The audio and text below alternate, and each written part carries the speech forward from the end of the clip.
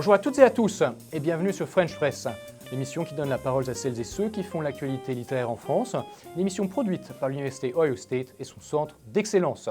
Alors arrivé au terme de notre pause estivale, nous sommes ravis de débuter la saison d'automne 2023 avec une nouvelle galerie d'invités publiée aux éditions Gallimard, aux éditions du Seuil, Philippe Ray et Verdier, parmi d'autres maisons. Aujourd'hui, en compagnie de Kelly Giordano, doctorante à l'Université Ohio State et assistante de notre centre d'excellence, j'ai le grand plaisir de recevoir notre tout premier invité de la saison, David Rochefort, auteur aux éditions Gallimard du roman dont nous allons discuter aujourd'hui, Ce pays secret. Bonjour David Rochefort. Bonjour. Bonjour, merci d'être avec nous aujourd'hui. Alors vous êtes un écrivain franco-américain, né à Paris en 1980, vous avez mené des études de philosophie et vous travaillez à présent dans l'édition de sciences sociales. Depuis 2010, vous avez publié 5 romans et de nombreux textes dans des volumes collectifs. Aux éditions Gallimard, vous avez fait paraître en 2010 La paresse et l'oubli, roman initiatique narrant l'adolescence de 3 anti-héros. 7 ans plus tard, en 2017, vous poursuivez votre exploration des errances d'une certaine jeunesse avec Le Point de Schelling. En 2019, dans Nous qui restons vivants, vous développez, dans une veine plus nostalgique, le portrait d'une ancienne amitié de jeunesse sur fond de militantisme communiste dans le décor des banlieues rouges finissantes. Alors si ces 3 premiers romans exploraient la psychologie et un goût affirmé pour l'art du portrait, vous explorez une voie plus sociale en 2023 avec Ce pays secret, roman sur le pouvoir de la fiction, jeu de miroir et portrait d'une famille rongée par les ambitions et les faux semblants. Enfin, toujours en 2023, vous publiez Le Prix Fort, un récit retraçant le face-à-face de la joueuse de tennis Monica Seles et de son agresseur à l'occasion des 30 ans de l'attaque qu'elle a subie en 1993. Alors, afin de commencer à parler de votre roman, Ce pays secret, j'aimerais discuter avec vous de sa dualité constitutive. En effet, ce qui frappe immédiatement dans votre récit, c'est la manière dont il articule 2 histoires. Celle d'un écrivain, d'une part, qui va chercher ses enfants à Marseille, à l'issue d'un divorce particulièrement douloureux, et celle du roman imaginé par cet auteur, tandis qu'il retourne à Paris. Pouvez-vous nous parler de la construction de votre texte, et notamment de la manière dont ces 2 histoires s'articulent et se répondent l'une à l'autre ? Oui, bien sûr, donc c'est un roman qui est construit comme un roman gigogne, comme des poupées russes, en fait, où je joue un peu sur l'emboîtement. Donc effectivement, c'est, comme vous l'avez dit, un personnage qui, a écrit des romans, qui n'en écrit plus, qui traverse une période compliquée dans sa vie et qui, en fait, n'a plus rien et la seule chose à laquelle il peut se raccrocher, c'est ce qu'il a déjà fait dans sa vie, c'est d'imaginer des histoires et il se dit: je vais faire un nouveau livre, et mon ex-femme va être, ça va être un grand succès. Mon ex-femme sera très jalouse et je vais lui montrer que je vaux la peine et c'était un petit peu un jeu pour moi parce que, d'abord, je pense qu'on peut écrire pour des très mauvaises raisons et en l'occurrence, ça, c'est une très mauvaise, raison d'écrire des romans. C'est-à-dire la vengeance n'est pas un très, très bon moteur. Et d'autre part, en fait, cette construction un peu, double entre, la vie de ce personnage et sa vie réelle qui est un petit peu pathétique finalement et la vie qu'il s'invente, où il se venge de tout ce qui lui arrive pour, être un petit peu le démiurge. Parce que quand on invente des histoires, on est le créateur d'un monde, on est le chef, il y a que nous et ce qui se passe, c'est nous qui le décidons et donc en fait, en faisant un peu ce mouvement d'aller-retour, c'était une façon aussi de décrire ce personnage sur cette ambiguïté-là, de fuir dans l'imagination une vie qui lui, convient pas vraiment. Très Voilà, bien. donc le roman se déploie sur ces 2 niveaux et juste, un petit point, il y a une trouvaille typographique de Gallimard qui est assez, sympathique, c'est qu'il y a pas de titre de chapitre, mais il y a 2 polices d'écriture. Donc en fait, on passe son temps à alterner d'un récit à l'autre, presque sans s'en rendre compte en changeant de voilà. Oui, effectivement, hein, ça aide à articuler les 2 textes qui sont ainsi singularisés par la police de caractère. Alors, je voudrais rebondir sur ce que vous venez de dire, à savoir sur la dimension démiurgique, hein, de ce personnage qui s'invente une espèce de monde parallèle dans lequel fuir d'une certaine manière les tourments de sa vie personnelle. Et j'ai envie de dire que c'est assez symptomatique de l'attitude des personnages dans leur ensemble.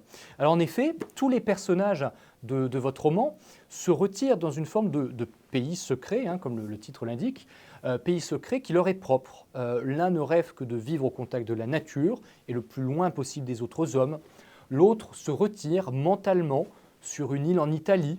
Un autre va se réfugier dans un univers de mensonges pour échapper aux difficultés financières assez tragiques dans lesquelles il s'enferme. Quant à votre narrateur, au fond, comme on le disait à l'instant, eh bien, il se protège lui aussi en habitant le pays secret de la fiction.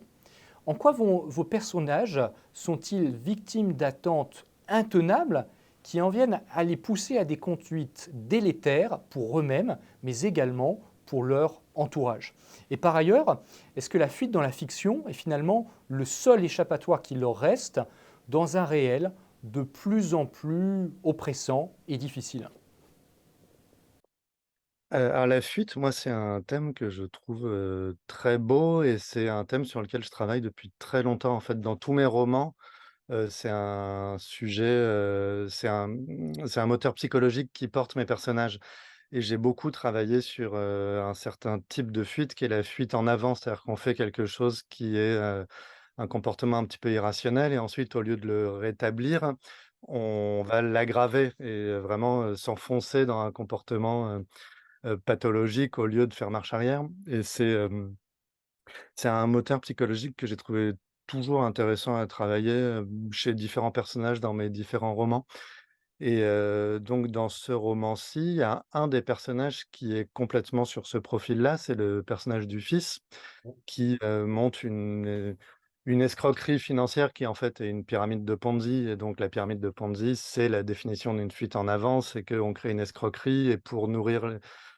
on est obligé en fait de trouver des nouvelles victimes pour continuer à faire tenir le système voilà tous les personnages de ce livre fuient et effectivement, ils fuient de différentes façons et c'était une espèce de jeu d'écho comme ça entre les différents personnages autour d'un thème principal qui est la fuite dans la fiction, qui est la fuite de ce narrateur-là qui fuit le réel dans la fiction qu'il invente et donc dans la fiction qu'il invente, il va imaginer des personnages qui, à différents titres, fuient eux-mêmes dans leur vie.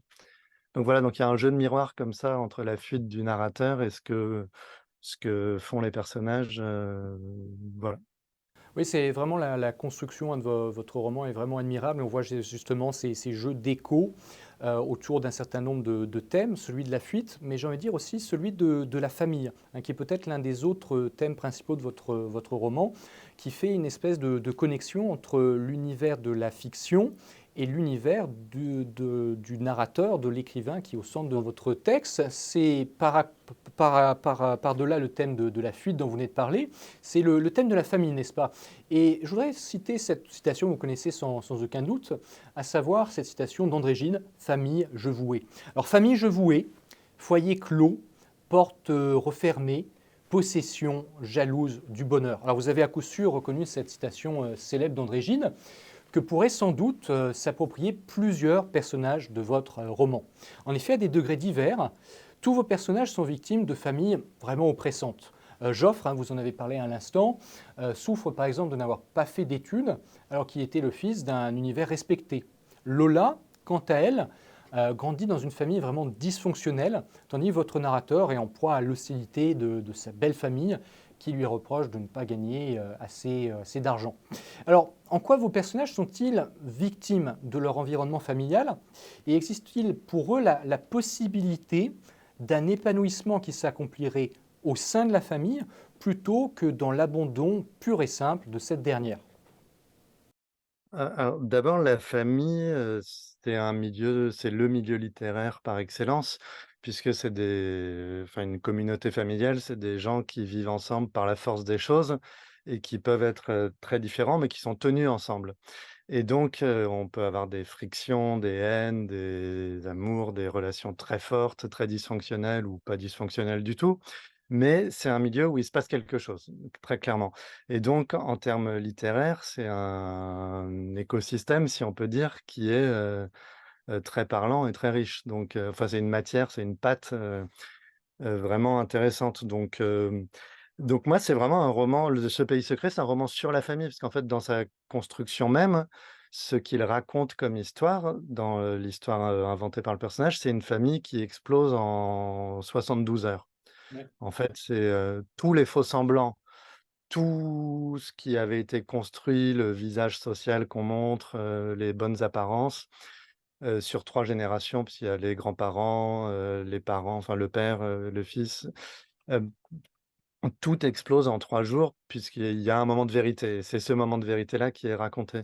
Donc, oui, oui, c'est vraiment, très profondément un roman sur la famille et sur la famille comme, tout tient dans ce livre parce que le grand-père veut maintenir les apparences d'une, respectabilité. Lui, c'est un enfant d'ouvrier qui a réussi dans la vie, qui Mmh. est devenu universitaire et qui rêve de fonder une dynastie un petit peu et puis ça ne marche pas du tout comme il l'entend et tout ce qu'il a essayé de construire en étant absolument odieux dans sa famille, explose parce que, ça ne le réel ne correspond pas à ce qu'il avait souhaité donc voilà, donc oui, oui, c'est vraiment un sujet, profondément ancré dans ce livre, ouais. Alors, vous venez de parler du personnage du père, personnage d'universitaire. Précisément, on peut lire également votre roman comme une forme de campus novel, n'est-ce pas? Alors, ce personnage dont on vient de parler, le personnage d'Henri Nizar, c'est donc un personnage d'un professeur qui a fait une très belle carrière et qui est, comme vous le racontez, hein, au seuil de la retraite. Alors, à travers ce personnage, eh bien, vous allez dépeindre le monde de l'enseignement supérieur et de la recherche de nos jours, et vous n'épargnez pas ces mesquineries, ces coups bas divers et variés. Alors est-ce qu'on peut lire justement Ce pays secret comme un campus novel qui va attirer notre attention sur les difficultés du monde universitaire, qui va s'inscrire dans le monde anglo-saxon et se fait une espèce de pendant français de cette tradition littéraire anglo-saxonne qui a été notamment illustrée par A Small World, hein, de David Lodge. Ah bah, j'adorerais, mais c'était, oui, alors bon, il y a ce que moi je pense, du monde universitaire français qui est, sur lequel il y aurait plein de choses à dire, qui est un monde, marqué par une grande précarité, en fait et qui tient beaucoup par, la bonne volonté, de gens, très dévoués avec pas beaucoup de moyens et qui a aussi ses propres mesquineries. Après, c'est quelque chose aussi que d'une façon générale, j'aime beaucoup faire. Moi, j'avais jamais écrit sur le monde universitaire, mais d'une façon générale, écrire sur un milieu social et montrer comment les personnages, se meuvent dans un milieu social et comment, ils peuvent être portés, les personnages sont toujours un petit peu complexes, donc ils sont portés par des ambitions nobles et en même temps, ils ont un peu des bassesses, des choses comme ça, donc c'était une façon, à la fois de décrire le monde universitaire qui effectivement dans la littérature française est pas forcément souvent, exposé tel quel et puis après, ouais, donc plus généralement de parler d'un personnage dans un milieu social, ce qui est une mécanique romanesque, plus générale, ouais. Mhm, absolument. Alors merci beaucoup. Je vais donner à présent la parole à Kelly Giordano qui a préparé des questions au sujet de ce pays secret. Se tourne donc vers elle et on lui permet de poser ses questions. Donc, au début du roman, le narrateur formule une critique des romanciers qui écrivent sur eux-mêmes. À la page 14, vous écrivez, je cite, les gens étaient toujours persuadés que leur vie méritait d'être connue et se trompaient 2 fois. Non, leur vie n'était pas intéressante. Bien sûr, et non, la littérature ne sauvait rien, ne sauvait de rien, et le seul fait de se raconter n'aurait aucun effet thérapeutique. C'est un mauvais calcul. Donc, partagez-vous les réserves de votre personnage en ce qui concerne la dimension thérapeutique de l'écriture et plus globalement, peut-on lire cet ouvrage qui a pour personnage principal un romancier comme une peinture des splendeurs et des misères de la condition d'auteur tournant du XXIe siècle, une sorte d'illusion perdue qui réfléchit la situation sociale des gens de lettres à notre époque? Alors oui, en partie. En fait, j'ai pris un personnage de romancier, pas totalement par hasard. Alors il y a un quiproquo assez amusant depuis que le livre est sorti, les gens me demandent souvent, est-ce que c'est moi le personnage? Donc le personnage est en train de divorcer, donc les gens demandent des nouvelles de ma femme. Enfin, les gens pensent qu'il y a une identification, forte. Alors c'est pas moi le personnage. En revanche, de prendre un romancier comme narrateur, ça me permettait de dire des choses sur la littérature et ça, c'était très intéressant pour moi. C'était de pouvoir, jouer un petit peu avec ce personnage pour, notamment, dire des choses sur, le rôle social de l'écrivain aujourd'hui et donc dans ce que raconte le narrateur, on passe son temps à lui dire: «Ah mais donc tu es romancier, est-ce que ça gagne bien d'être romancier? Tu es romancier donc» enfin toutes les, questions qu'on peut avoir, toutes les illusions, toutes les, effectivement, «Ah ben comme tu écris des livres, tu sais pas ce qui m'est arrivé l'autre jour, il faudrait absolument que tu racontes ça dans un roman», voilà donc c'était, ça me permettait un petit peu de jouer avec, le stéréotype de l'écrivain aujourd'hui et la place de l'écrivain après. Plus généralement, donc c'est un petit peu une, critique au sens une, analyse ou une mise en scène de ce rôle de l'écrivain et aussi de la place de la littérature aujourd'hui puisque c'est un personnage qui, n'arrive plus à écrire et qui n'arrive plus à écrire notamment parce qu'il est en plein doute et il dit: «Mais des histoires, il y a des histoires partout, il y a des histoires dans les journaux, il y a des histoires, on allume, TikTok ou n'importe quoi, il y a des milliards de récits, d'histoires qui peuvent être courtes, longues, peu importe, mais qu'est-ce que moi, comme écrivain, je vais pouvoir dire de plus comme histoire? Quelle histoire je vais pouvoir inventer? Heu, quelle est, ma valeur ajoutée, si on peut dire, par rapport à tous ces millions d'histoires qui circulent constamment et auxquelles on est constamment confronté?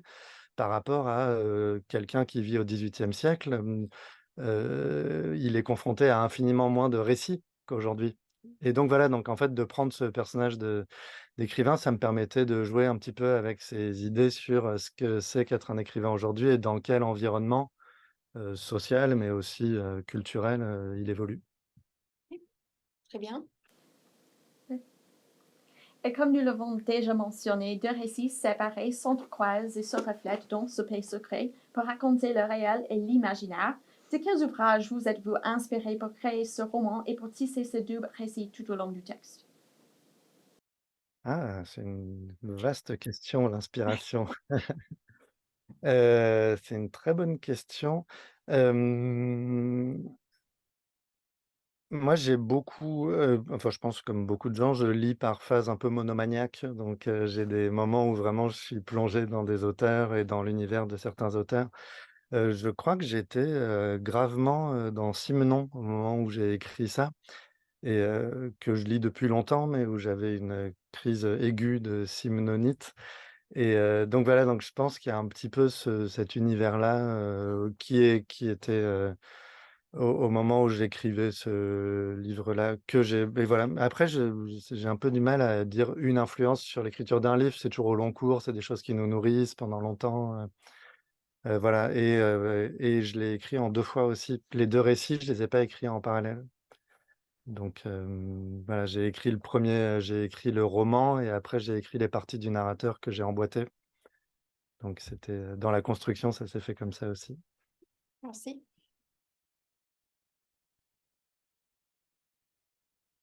Vous me dites si je fais des réponses trop longues ou C'est Oui, parfait, c'est ok. parfait. Dans les portraits de vos personnages, le corps est souvent mentionné afin d'illustrer les rapports qu'ils nouent les uns avec les autres.